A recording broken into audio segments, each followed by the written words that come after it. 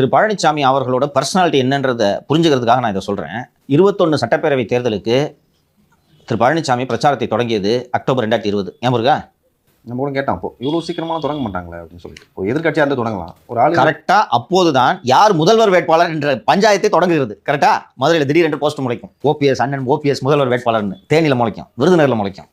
அப்போது திரு எல் முருகன் அவர்கள் தமிழக பிஜேபி தலைவர் என்று நினைக்கிறேன் 20ல். எல் முருகன் தான். இந்தியாவில் 18 ஸ்டேட்டில் ஆட்சியில் இருக்க கட்சிங்க யார் முதல்வர் வேட்பாளர்ன்றதை நாங்கள் தாங்க முடிவு செய்வோம்னு சொன்னாங்க. ஞாபகம் இருக்கா? இவங்கெல்லாம் இப்படி பேசிட்டு இருந்தாங்க. அவர் பழனிசாமி காதில் ஒரு மைக்க மாட்டினார். வெற்றி நடை போடும் தமிழகம் கிளம்புனாரா? அப்போ கூட ஒரு பிரச்சார கூட்டத்தில் தான் நினைக்கிறேன், ஐயா இந்த கொரோனா பசங்க பூரா பாஸ் பண்ணி விடுங்க, நாங்க கிராண்டட், உங்கள் கோரிக்கையும் நிறைவேற்றப்படும். ஞாபகம் இருக்கா? கவலையே படல. இல்லையா, நான் ஃப்ராங்காக சொல்கிறேன், அப்போது மனசில் நினச்சது நான், இந்த லூஸா அந்த போயிட்டு நான் தான் முதல்வர் வேட்பாளர்னு போஸ்ட் ஓட்டிகிட்டு இருக்காங்க. பிஜேபியில் எங்க நாங்கள் தாங்க பெரிய கட்சி, 18 ஸ்டேட்டுங்க என்று பேசிகிட்டு இருக்காங்க. இவர் என்ன தெரியுது, இவர் பாட்டுக்கு போயினுக்கிறாரு, இது பலன் தருமா என்று நினைத்தேன். வெற்றி நடை போடும் அப்படியே அட்வர்டைஸ்மெண்ட் பிளிட்ஸ் கிரீக்னு சொல்லலாம். சுனில் வந்துட்டார போங்க. பேப்பர் காலையில் திறந்தீங்கன்னா எல்லா பேப்பர்லையும் வெற்றி நடை போடும் தமிழகம் இந்த மைக்கோட பழனிசாமி இப்படி கையை காட்டிட்டு இருக்க, நீட்டிட்டு இருக்க புகைப்படம் வரும்.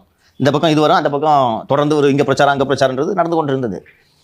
உள்ளபடியே நான் சொல்கிறேன், அதிமுக மிக மோசமான தோல்வியை சந்திக்கும் என்று நான் நினைத்தேன். இல்லை, நானும்